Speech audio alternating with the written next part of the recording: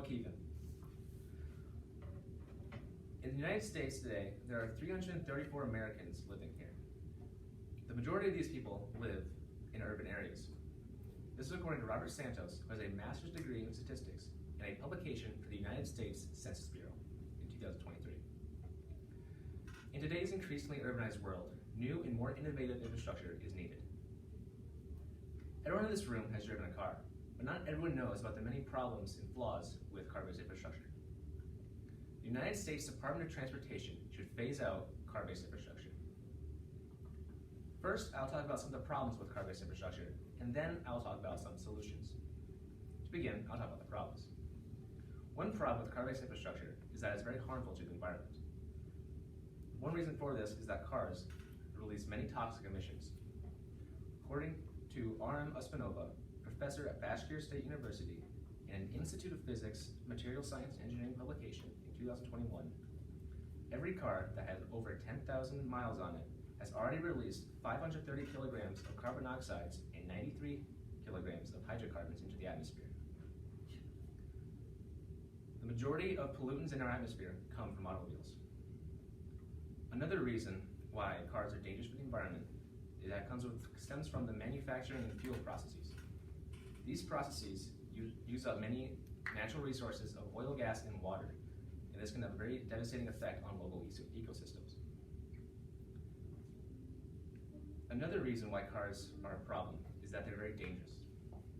According to Ann Carlson, who has a JD from Harvard Law School, in a publication for the National Highway Traffic Safety Administration in 2022, 42,915 people were killed in 2021 because of motor vehicle accidents.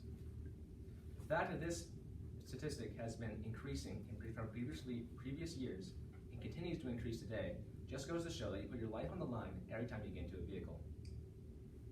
There are also many uncontrollable factors that make driving dangerous. One factor is drunk driving. Every day, 32 Americans are killed because of drunk driving. That's someone every 45 minutes. Another factor that causes danger is speeding. Speeding is involved in 1/3 of all motor vehicle fatalities. And in 2020, there were 11,258 people killed because of it. Cars are also dangerous because some of the emissions they release are toxic to humans. One of these emissions is benzopyrene and has been shown to cause cancer. Another problem with cars is that they're inefficient. And this is because they cause congestion. The reason for this is that cars are being consumed at a rate much faster than new infrastructure is being produced. And this is what leads to traffic jams. Now, congestion has many adverse effects on people. According to John L. Hopkins, an associate professor of management and innovation, in a publication for the Technological Forecasting and Social Change Journal in 2019, congestion can lead to aggressive and unsafe driving practices and has been shown to throw off the work-life balance by increasing the amount of stress at home and at work. Now that I've talked about some of the problems with car-based infrastructure, I'll talk about some solutions. One solution is to construct more walkable cities. Walkable cities would increase public health and decrease the amount of land being used. Modern cities are not conducive to walking, and this is because they are designed with cars in mind. This is a problem because walking has many physical benefits. For one, it increases physical activity, which in turn decreases obesity. A Taiwanese study found that adults who lived in more walkable neighborhoods had a decreased risk of diabetes and heart disease. Walking also has many mental benefits. According to Koichiro Oka, who has a PhD in sports medicine, in the book Walkable Neighborhoods, published in 2020, walking can decrease anxiety and depression and has even been shown to stimulate creativity. Walkable cities would also be much more denser and would save much more space. Urban planners should strive to develop more walkable cities to help preserve our dwindling amount of land space. Another solution to the problems of car-based infrastructure is the implementation of high-speed rail as a transportation system.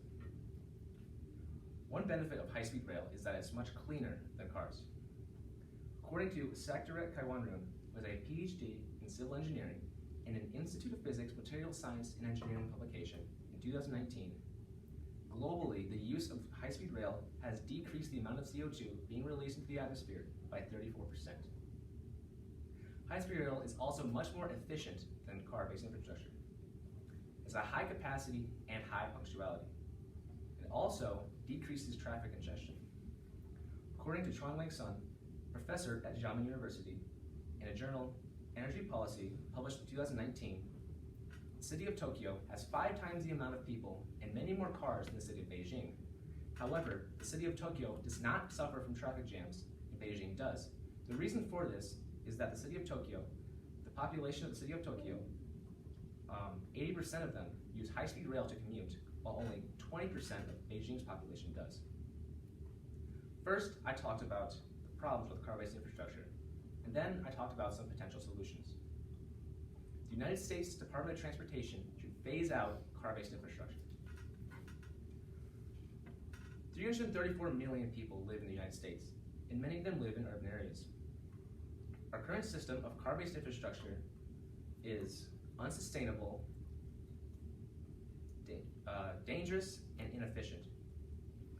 Alternatives such as walkable cities and high-speed rail are much better.